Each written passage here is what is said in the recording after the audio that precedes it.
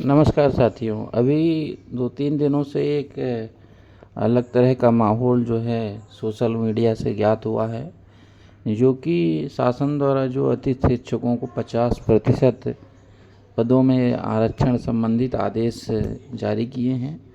उसके बाद से ही जो कुछ हमारे शिक्षक चयन परीक्षा के अभ्यर्थी हैं जो अतिथि शिक्षक के रूप में कार्यरत नहीं हैं, उनका जो है असंतोष और विरोध के रूप में जो न्यूज़ आ रही हैं। तो आइए सबसे पहले जानते हैं न्यूज़ क्या है, उसके बाद अतिथि शिक्षकों के संबंध में इसके क्या लाभ हैं और क्या नुकसान हैं, और जो हमारे अतिथि शिक्षक साथी नहीं हैं और जो चयन परीक्षा की तैयारी कर रहे हैं, शिक्षक भर्ती की तैयारी कर रहे हैं, उनको क्या लाभ और नुकसान है उससे संबंधित संक्षिप्त चर्चा करूँगा मैं। तो कृपया वीडियो से बने रहें और वीडियो को अंत तक देखें, क्योंकि समस्त बिंदुओं पे हम एक एक पॉइंट लेके चर्चा करेंगे उस पर। तो आइए जानते हैं सबसे पहले कि न्यूज़ क्या है। शिक्षक भर्ती में अतिथि शिक्षकों को 50% आरक्षण का आदेश तुरंत निरस्त करें, ऐसा एक समाचार पत्र में आया है, जिसमें छात्रों ने कलेक्ट्रेट में प्रदर्शन कर सीएम एवं शिक्षा मंत्री के नाम से ज्ञापन दिया है। ये जो है न्यूज़ की जो कटिंग है ग्वालियर से आ रही है, जिसमें शिक्षक भर्ती में अतिथि शिक्षकों को 50% आरक्षण देने संबंधित आदेश को निरस्त करने की मांग को लेकर विगत रोज छात्रों ने कलेक्ट्रेट में प्रदर्शन किया। प्रदेश के सीएम एवं शिक्षा मंत्री के नाम छात्रों ने ज्ञापन दिया। इस दौरान चेतावनी भी दी कि अगर उनकी मांग नहीं मानी जाती तो वो प्रदेश स्तर पर प्रदर्शन भी कर सकते हैं। छात्रों द्वारा सौंपे गए ज्ञापन में कहा गया है कि हाल ही में मध्य प्रदेश शासन द्वारा जारी किए गए राजपत्र में शिक्षक भर्ती में अतिथि शिक्षकों को 50% आरक्षण देने का प्रावधान किया है, जो अन्य अभ्यर्थियों के साथ घोर अन्याय है। चूँकि शिक्षक भर्ती में अतिथि शिक्षकों की संख्या मात्र 5% है, जबकि गैर अतिथि अभ्यर्थी 95% है। ऐसे में 50% का आरक्षण देना उचित नहीं है। ज्ञापन में कहा गया है कि उक्त आदेश से लाखों बीएड प्रशिक्षित अभ्यर्थियों का भविष्य प्रभावित होगा। छात्र नेता ने बताया है कि हमारी मांग है कि उक्त राजपत्र को तुरंत निरस्त किया जाए, क्योंकि अतिथि शिक्षक आरक्षण सामान्य शिक्षक उम्मीदवारों के अधिकारों को बाधित करता है, जो संविधान में निर्धारित समानता के अवसर की अवधारणा के खिलाफ है। ये तो न्यूज़ की जो खबर थी वो मैंने आपको पढ़ के बताई। अब इसमें हम चर्चा करते हैं कि अतिथि शिक्षकों को इससे क्या नुकसान हो सकता है या कुछ।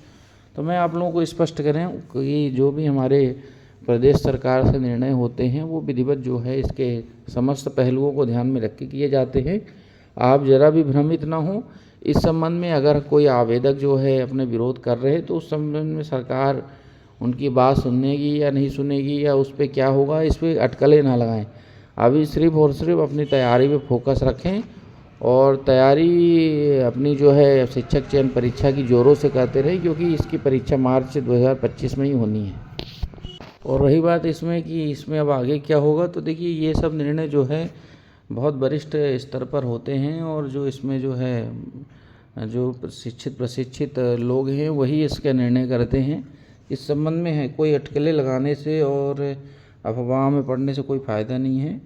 आप सभी अपनी तैयारी करते रहें और तैयारी में फोकस रहें। तैयारी अच्छी रहेगी तो निश्चित तौर पे चयन परीक्षा में हमारा जो है चयन होगा और हम सभी का चयन होगा। और रही बात जो अतिथि शिक्षक नहीं हैं उनके लिए, तो देखिए क्या है कि अगर मान लीजिए सीटों की संख्या ज़्यादा रहती है तो जो अतिथि हैं और जो अतिथि नहीं हैं दोनों को बढ़िया अच्छा मौका रहता है चयन परीक्षा में शामिल होकर चयनित होने का। और अगर सीटों की संख्या कम है तो थोड़ा कम तो सीटें रहती हैं, इसलिए हमारे जो अतिथि शिक्षक साथी जो अतिथि नहीं हैं, जो केवल बीएड डीएड हैं और टीटी पास हैं, वो इसीलिए परेशान है कि कम सीट रहेगी और रिजर्वेशन रहेगा तो हमारा क्या होगा। तो आपको भी इसमें जो है सोचना एक दृष्टि से सही है। तो आप लोग सीटों की संख्या क्या आती है रूल बुक में उसका थोड़ा इंतज़ार करें और उस हिसाब से आगे की अपनी जो है तैयारी बंद ना करें, अपनी तैयारी ज़ोरों से करते रहें। क्योंकि अगर 10 सीट भी आएगी तो आपको उसमें कंपटीशन में तो शामिल होना ही पड़ेगा, क्योंकि बिना जो है मेरिट के आपको जो है वो अलॉटमेंट थोड़ी मिलेगा, चाहे सीटें कितनी भी रहें। तो तैयारी अपनी अच्छी करते रहें। और चूँकि मैं इन सब से विरोध प्रदर्शन संबंधित न्यूज़ कम ही बनाता हूँ, केवल महत्वपूर्ण जानकारियाँ जो आती हैं, जो आप सभी आवेदकों के हित में रहती है वो शेयर करता रहता हूँ। तो इस संबंध में अगर किसी को कोई कन्फ्यूजन हो तो वो पूछ सकते हैं, कमेंट बॉक्स में कमेंट करके चर्चा कर सकते हैं। और मेरा तो फाइनली यही कहना है कि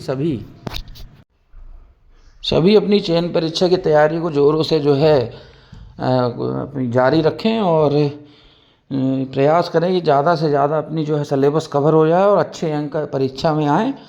और तैयारी से संबंधित आप सभी को कोई अगर मार्गदर्शन चाहिए हो तो कमेंट बॉक्स में कमेंट करके ज़रूर पूछें। सभी साथियों का बहुत बहुत धन्यवाद। नमस्कार।